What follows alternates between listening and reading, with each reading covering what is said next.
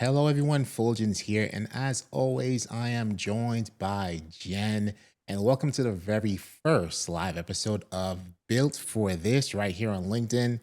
We're excited to kick things off. But first, Jen is going to share a bit about what you can expect from this new series. Hello, Jen.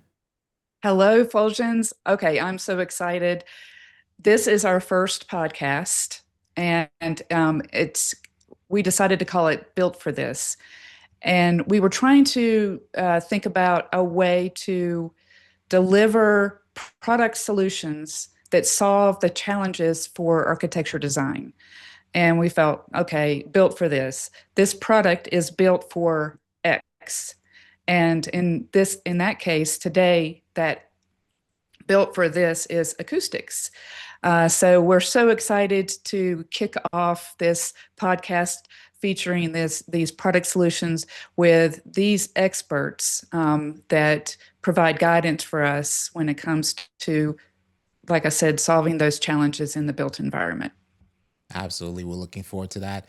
And if you are joining us live, please feel free to leave a comment, say a hello. If you have any questions, please use the LinkedIn comments feature, and we'll be monitoring that throughout the event. But let's get right into it, right? Because we Yes, have our we have a special guest because he's like the first guest of Built for This. So he's double he's the special, OG. right? Yeah, He's the double special OG.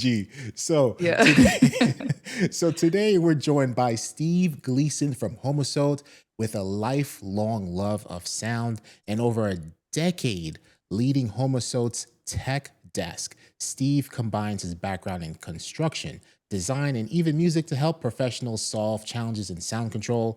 We're excited to have him share his insights with us today. And without further ado, please welcome Steve. Hello, folks. Steve, hello. Hello, Steve. So Hello, happy that you're folks. here.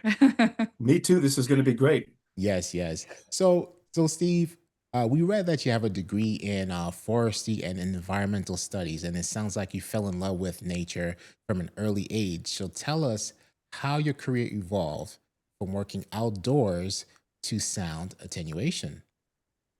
Well, I spent my whole childhood outdoors. I grew up in a suburban neighborhood in a little suburb called 16 Acres in Springfield, Mass, surrounded by ponds and streams and fields. I was outside all the time as a kid. Outside is a great place to be. You can do a lot of listening out there. So when college time came, I decided the University of Vermont in Burlington, Vermont, the North Country, lots of woods. So forestry was a good place to start. But as I went through that, they came up with this other cool curriculum called environmental studies. Brandy new stuff then. So I went into that. So I came out of school with both of those. And the first thing I did was I went to work for a lumberyard, which was a great experience for me because it was a seminal experience for where I am now. I learned construction language. I was a yard foreman. I was sending material out and really learned a lot about the construction business, but it wasn't really quite right. I mean, I still really didn't know what I was or who I was. So I took that and I went a little further and I went to work for a landscaping company as a foreman. And I pretty much stayed in the landscaping business all while I was in Vermont until well, I guess the late 80s. Always as a foreman or a operations manager, selling work, talking to people, always being outside, right? Sound was always a big deal back then because when you're outdoors, you hear a lot more. You really feel like you're seeing things. Then moved down into the New Jersey area from Vermont and took a position as a vice president for a big landscape construction firm, vice president of construction. Um, and that was great until I started my own business, Gleason Design Associates, which went through until I started that in about 1995. And that went through until about 2007, where that depression really was a problem for everybody. Meanwhile, outside all the time, playing music, really dealing with lots of crowds of people, teaching some martial arts on my side. And then the Homasote Company reached out to me, and it was such an amazing fit because they wanted me to talk about sound control. They wanted me to learn about sound control. And since then, I've been sitting here at the tech desk talking to people all day long. And in my spare time, learning everything I could in the 13 years I've been here. It's like a university experience. I've learned so much and I love sharing it. That's amazing. So, acoustics or sound attenuation is your expertise now from joining Homasote, correct? That's correct. Homasote makes a product, and we'll maybe talk about that later, but it is involved with sound attenuation, which is stopping sound from transferring between rooms, between spaces, walls or floors and ceilings. But Yeah. my background as a musician, as a recording musician in various rooms, I've learned a great deal about how sound works in a room, how rooms sound, how things work acoustically, and that works in both of those venues. Okay. So, I read that your stage name as a Oh, musician is called Leonard Scaper. So, is that like if Leonard Skinner was a that's landscaper? so funny. No, I Is didn't know that it? much about Leonard Skinner back then. That wasn't the kind of music I was playing. I had a guitar in my hands since I was 12 years old, but that doesn't mean I really got good at it. But in those days, I was playing in a band and various things, but I also was always playing an acoustic guitar, but I wasn't very good at it, so I couldn't cover people's songs. So I just started to start writing my own, and I was a landscaper then, so I decided my stage name would be Len Scaper, right? And it stuck with me even today. Now it's a little more refined. I'm still doing it, but it's Leonard Scaper now. Okay. Yeah. Got it. All right, so let's get started with talking about products that are built for acoustic solutions, acoustic control, sound control. So, if for our designers out there, architects, where do you start? Like when should you start planning for acoustic control? Yeah, I mean, the easy answer to that is as early as possible. There Okay. are things that happen early in the design phase that can really affect the downstream production for sound control. I mean, the easiest example of that would be floor ceiling assemblies, where when you're designing for sound control, you're going to either use a poured gypsum product or you're maybe going to use a cellulosic fiberboard product. But you have to think early on about that, because if you want to use that cellulosic fiberboard product, when you design the building, you can design it with less weight. So there's a first place you can do that. But more generically, you want to think about the rooms that you're designing for. What's going to be the purpose of one room relative to another room? What are the noise floors, the projected noise floors in those rooms? And that's stuff that starts really early on. If you don't get it early on and you try to retrofit things back in there, sometimes it's a lot harder and a lot more expensive. So the easy answer to that is start early and really think about what you're designing for. Okay, so on that topic, acoustics, they seem to have more that subject, that challenge is seems to be more important these days. So why is acoustic control, sound attenuation so important, in our lives, in our Oh and man, from our yeah, health standpoint? that's a great question. I mean, sound is fundamental to what we are and who we are. We don't even know where we are without sound.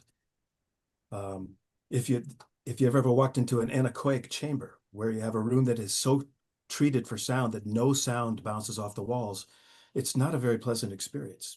Without sound, we don't even know, can't even tell where we are. And on a more somewhat metaphysical level, sound actually creates form. There's something called a Chladni plate, and I'll invite our listeners to check that, Chladni, where they take a steel plate and they put it across a box with a speaker in it, and they put some sand or some sort of particulate matter on it, and they play specific frequencies, and the sand on the plate, because of that frequency, creates forms. Hmm. Folks, check that out. It's really cool. So sound is that important. Without sound, we don't know where we are. Think Hmm. about it. Yeah, Everything's vibrating in our bodies all the time. So yeah. sound is important, crucial. Yeah. I think it also creates emotion, and emotion positively. Like when I'm out, I'm in the middle of the woods and I'm listening to nature. It's it's very special. But when I'm in a hotel room and I hear the person in the room next to me, it causes stress. Yeah, it's very impactful sound. Absolutely. Absolutely. I mean, the stress that you get from a workplace environment or from a subway or from everywhere you are is hard to deal with, and we work hard to deal with it, and it causes us stress. And as I said from my childhood, and even you just said, Jen, go out in the woods or out by a stream, and there's so much to listen to, but it's so soft and it's so natural, and it makes you just feel a lot better. which brings us to why we want to talk about sound control and sound attenuation, because we want to sculpt our sonic environments a little bit better for mental health and even physical health. Hmm. Yeah. Yes. Yeah. So with that You said, know, tell us, like, when should a designer begin planning for acoustic control?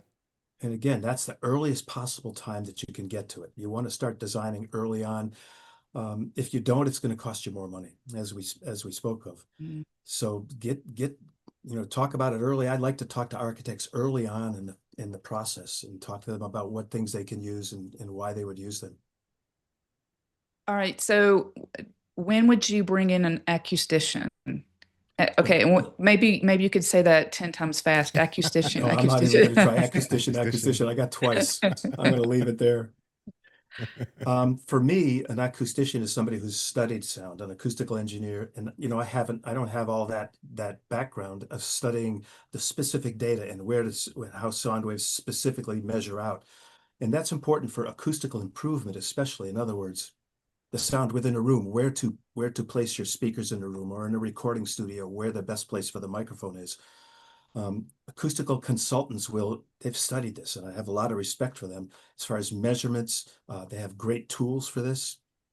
I mean, I know a lot about how sound operates in a room, but I'm going to always refer to somebody that's specialized when somebody's asking me about very specific placements, very specific frequency responses. For sound attenuation, I'm much better with that, and that's because it can really feel your way through that a lot. And once you get Right. get a real feel for how it works, how sound works.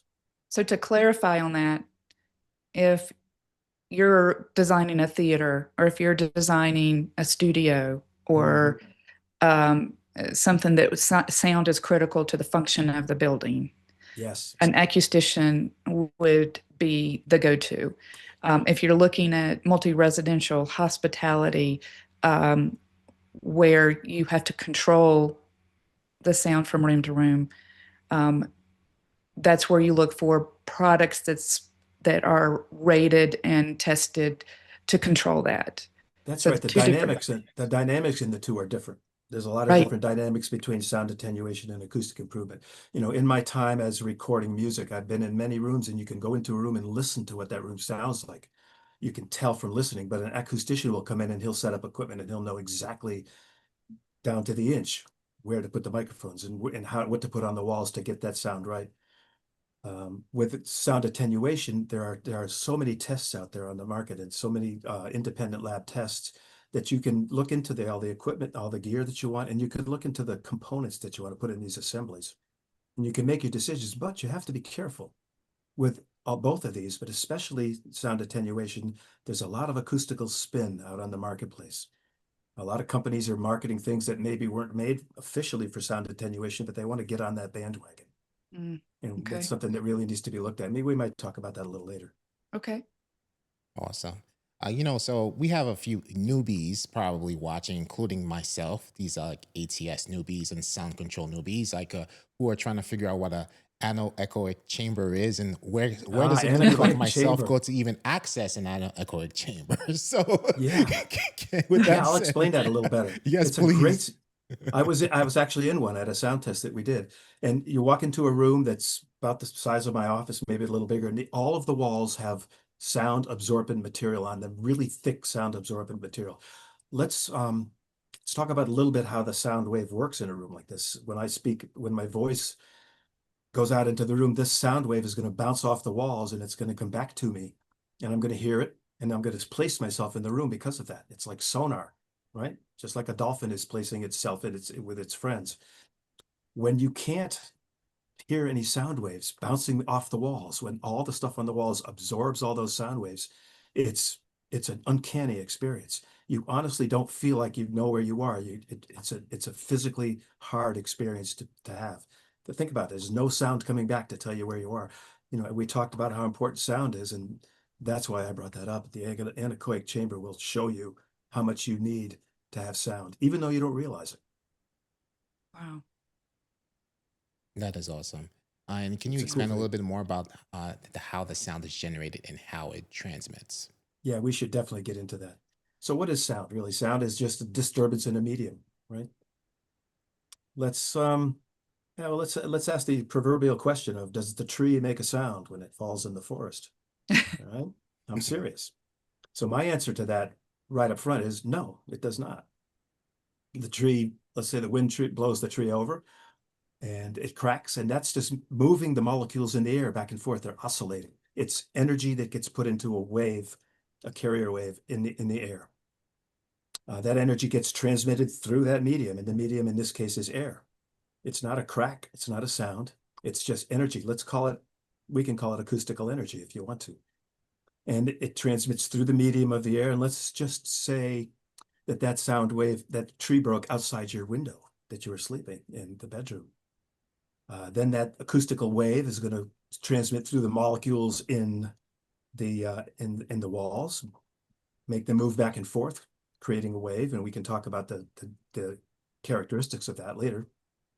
It doesn't become a sound until it gets to your ear, goes through the workings of your ear, and electronically gets into your brain, and then you perceive it as a sound. But sound is basically radiating vibration through media, various media. And it has some characteristics too, right? So we can talk about that if you'd like.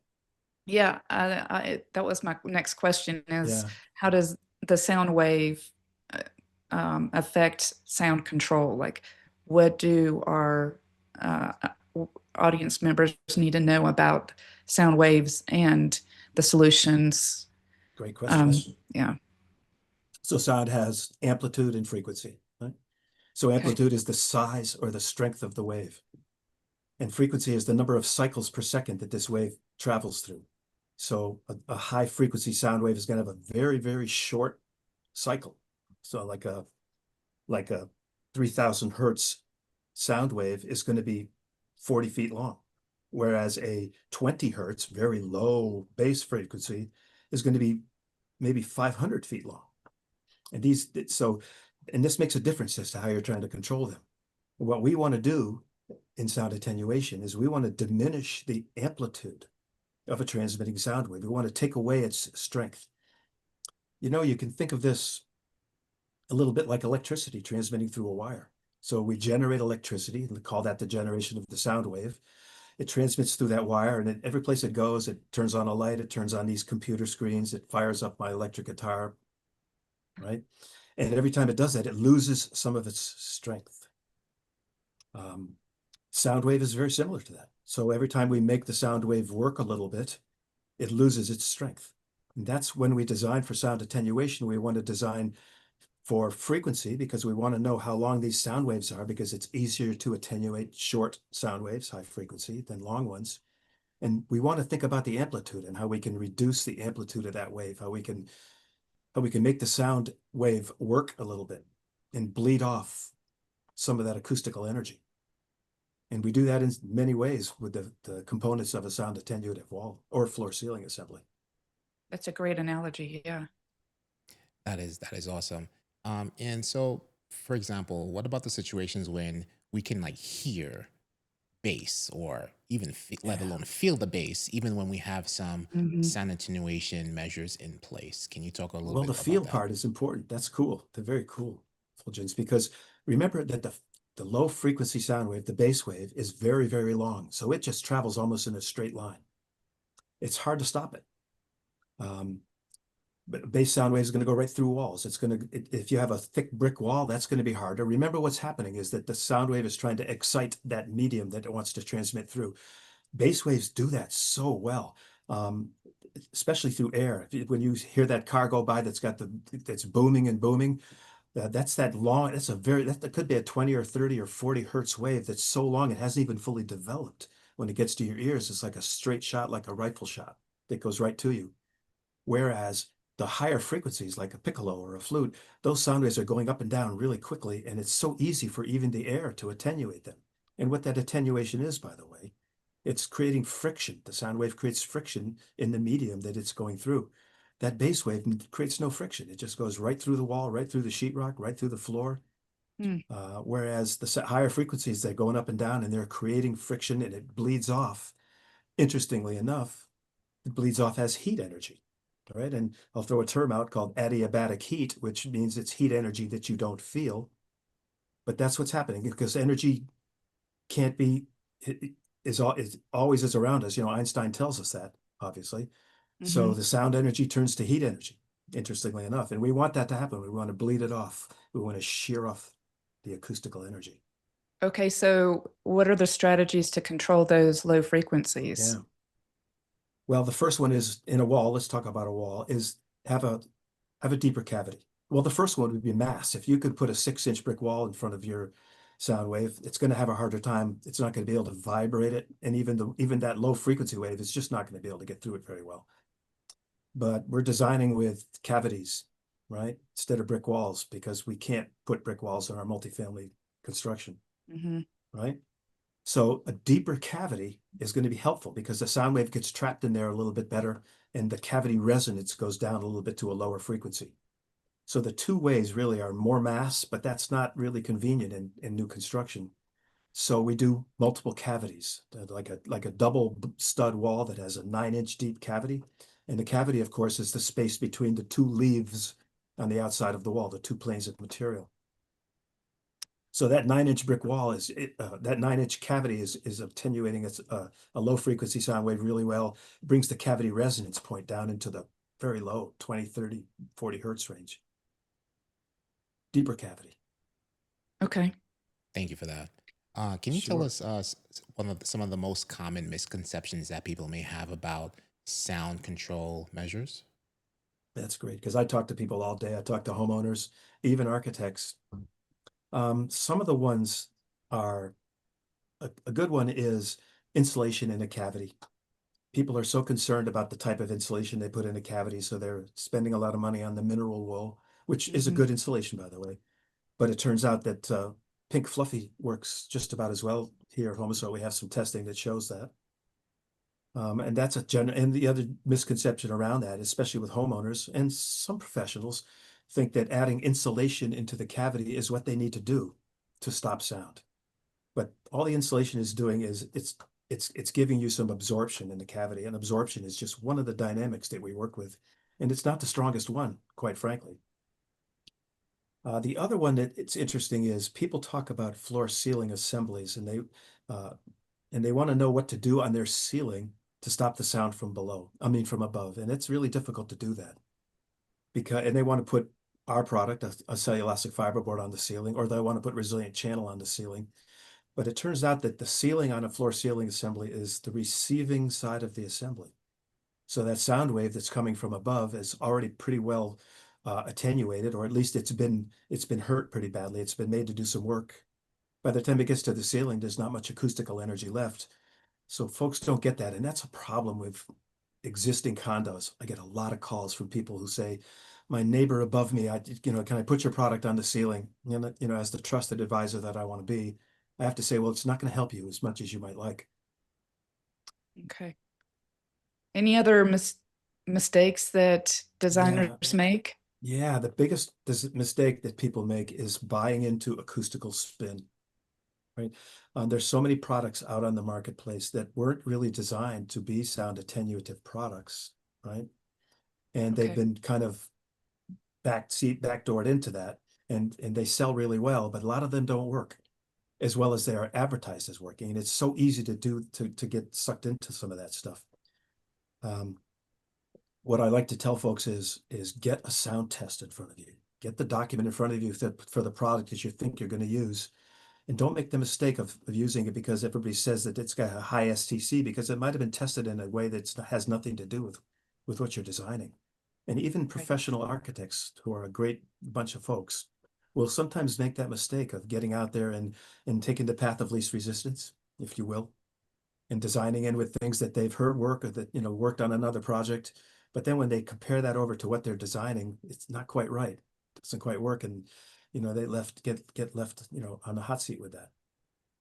So, to add to that, there are products that are tested in a lab only, and you've got that one rating, and then that it's actually in the environment, and Yeah, that's a different rating. yeah, I can be more specific. So let's take a floor ceiling assembly where somebody's going to use They want to do something on the floor to stop the IIC, which is impact insulation class, which is the structure-borne sound.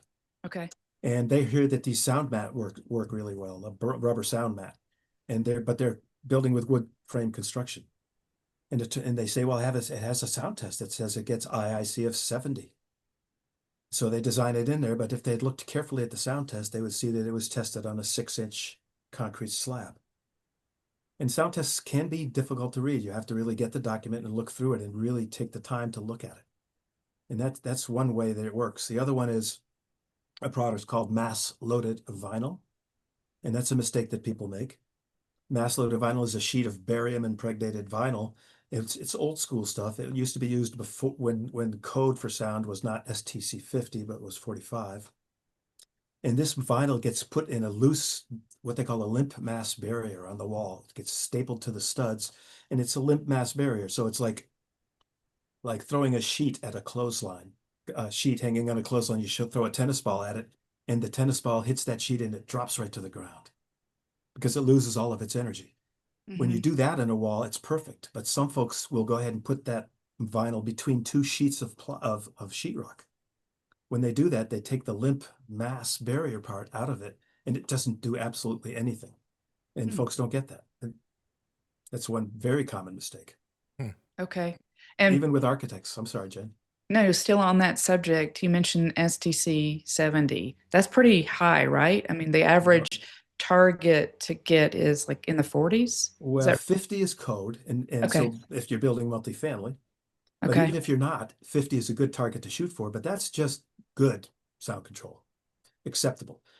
But it goes up in like a logarithmic basis. So 50 to 45 to 50, you can do that pretty easily with a bunch of different components. But at the 40 to 50 to 55, that's tough. 50 to 60, 60 is rarefied air. You have to do a lot of really specific things, multiple components, multiple dynamics. We talk about all these dynamics in our AIA programs. Things like planar flex, mass, air mass, assemblies, coincidence. We talk about a lot of different things, impedance mismatching. You have to do a lot of little things because they add up. It's hard to get to 60. To get to 70, no, but you can do that with a concrete floor with IIC, with impact insulation class, because concrete has all that mass. Remember, STC is airborne sound control. And that's harder. It's harder to get to that 70. 60 is tough enough. Yeah. Okay. Thanks for that clarification. Sure. Absolutely. And if you're a newbie like me, folks, you're learning a lot today. Hey, we're all newbies. Come on. We're all learning for Yeah, sure. yes, we are. Yes, we are. I still am. Steve, so what is the most problematic design trend these days regarding sound control in commercial or multifamily buildings? Well, the most problematic thing that I come across is cross-laminated timber, right? Cross-laminated timber is a thick piece of timber that's decorative. It looks good from below, and people like to use that as their floor, structural floor, and they want to look up and see the bottom of that. So they're going to have open beam construction.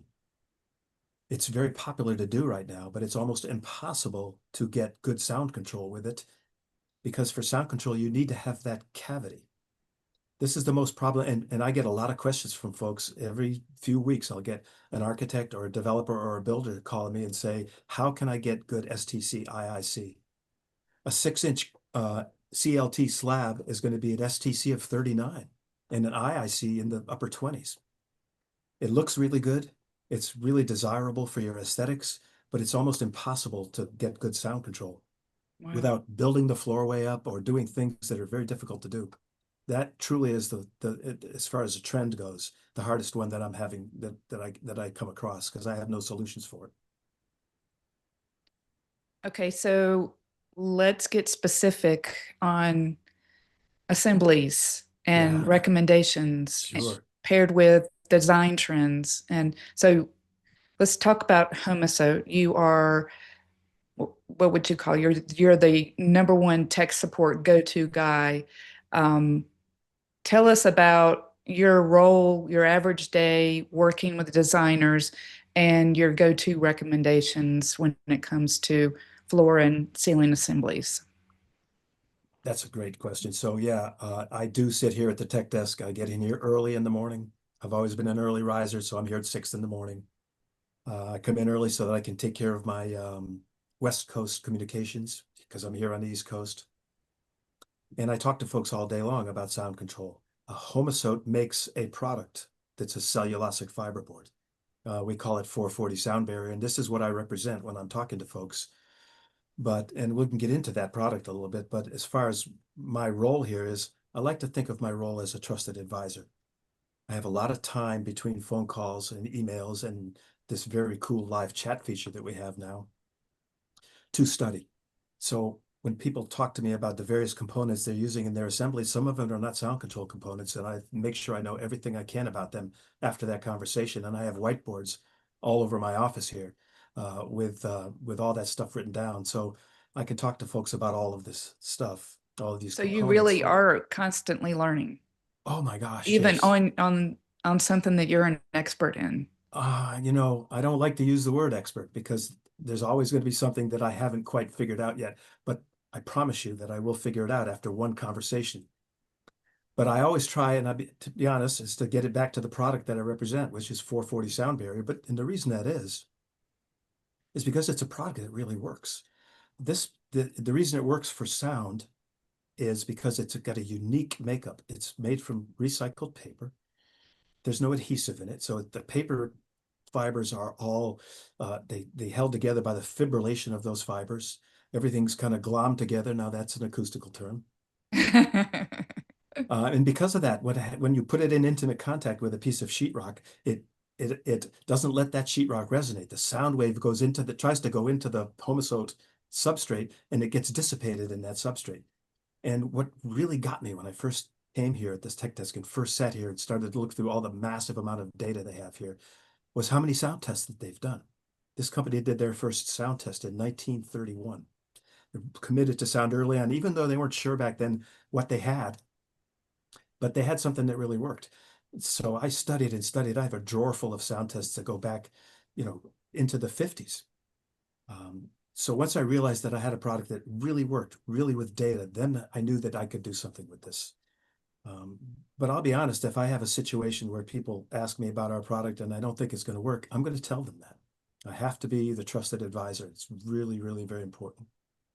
But as far as my day, gosh, I love my office. I have plants all over the place. I'd love to give you a tour of the office. I'd almost want to take my camera and move it around, but I won't. So, yeah, that's Well, my I'm day. sure that we're going to have you on again, one day, and then you can give us the tour for sure. Exactly. Yeah. Cool. Exactly. And speaking about your product, so Homasote manufactures a product that supports an overall sound control plan. So, how is this product, as the name of our podcast entails, built for this? This Oh being man. acoustic control. It's built for it because it's just a ubiquitous product. It's so easy to get it, and it's just a simple product. It's a 1/2 inch board made from compressed recycled paper. So easy, a 4x8 board, and because of its unique makeup, it just handles the sound wave so well, and it can be put in by anybody. Any contractor can use this on a floor or a wall. It's a perfect component in multifamily or any construction when you're thinking about sound control, just because it's so easy to use and it's just such a simple product. Simplicity is a good thing, especially when it really, really works. I mean, I am not a contractor, but I could build a sound attenuative wall with Homasote. I could do a floor ceiling assembly with Homasote, and I'm not a carpenter. Whereas our competitive products, such as poured gypsum, you need to bring in a specialty contractor. This product is built for this. There's no question about it. And as I said, they knew this a Recording long time stopped. ago. Okay, so how did you guys figure this out? I mean, I know that was before your time there, but like how did you say that we got this? We created this product from, you know, recycled newspapers, and this cellulosic fiberboard works. Good. Yeah, Yeah. how They did you get knew. there? They tried different things out. I mean, originally Homasote is over 100 years old, right? 1909, they brought this recipe for this paper product over from Great Britain, and they used it for many, many things. It was the original drywall. When the building was transitioning from plaster and lath to sheetrock hadn't been invented. Homasote was the original drywall. But as they did this, they tried so many different things out. They made so many things out of it. Back then, sound control wasn't that important because we weren't living on top of each other like we are now. We're talking in the 30s and 40s and 50s. But they still knew that they had this thing going, so they started spending the money on sound tests. And that's how they figured it out. And then in 2000, 2003 specifically, there was a code that came out for sound control, and they knew they had something then that really worked. They already had a library full of tests. So that this product that had many, many uses became 440 sound barrier, a barrier against sound. Although we're not trying to make a barrier against sound, we're using the dynamic of damped mass. Remember that Homasote in front of in intimate contact with gypsum board doesn't let it resonate. Think of a tuning fork that's humming when you smack it on the desk and ground it on the desk and it's humming. When you touch it with your finger, it stops humming. That's exactly what Homasote does to gypsum board or for flooring on the structural flooring. Doesn't let it resonate because remember what we said, sound transmits through vibration. And they figured this out early. Kudos to them. Yeah, Kudos to 'em. definitely. All right, so as we wrap this discussion up, and I love this conversation. Oh, this has been great. Yeah. Keep going. So, yeah, exactly. So what one piece of advice would you give to our architects or designers or specifiers out there relative, especially to those commercial buildings, multi-res, hospitality? What piece of advice would you like to leave with them? Wow. First of all, listen to the rooms you're trying to design for. If you're doing acoustical improvement, listen. You have to listen. But more importantly, and the one thing that I mentioned already, and I'd give this advice to anybody, is be careful of acoustical spin. There's so many products on the marketplace that may not be fit for your design. And you've got to get a test and you've got to really look at it and make sure that the product that you're designing for or that you're thinking of using as a homeowner will really work the way you want it to work in the assembly that you're designing for. Acoustical spin, be wary of that. That's really my biggest piece of advice for everybody. That's great. All right. So would you put your Leonard Scaper hat on and play us a little bit of your original written I'll tell you what, music? I do happen to have my guitar here. And I'll take us out with just a few bars.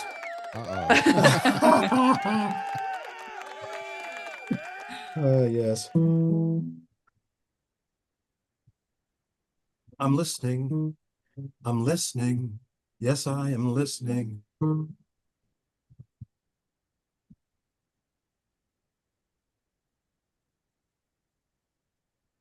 listening. And you folks have been listening as well. Thanks for that. And thanks so much for these ATS team. What a great job you guys have done with this. And call me at the tech desk. Homasote, sensible sound solution. Thank you, Steve.